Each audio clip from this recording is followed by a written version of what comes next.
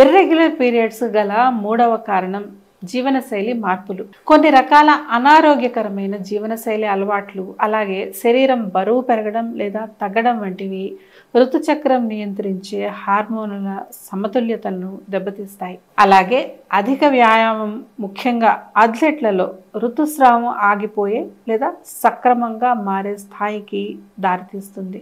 వీటితో పాటు పోషకాహార లోపం కూడా హార్మోన్ల అసమతుల్యత మరియు క్రమరహిత పీరియడ్స్కు దారితీస్తుంది.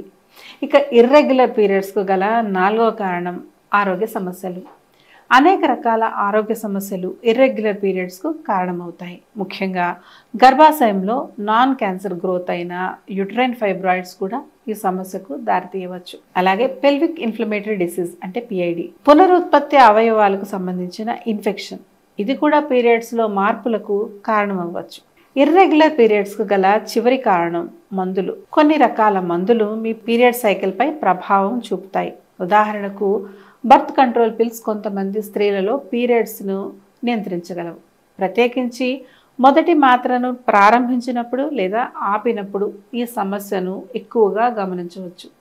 అలాగే యాంటీ డిప్రెసెంట్స్ మరియు హార్మోన్ స్థాయిలు లేదా ఎండోక్రైన్ వ్యవస్థను ప్రభావితం చేసే ఇతర మందులు కూడా మీ సమస్యని ఎక్కువ చేయొచ్చు.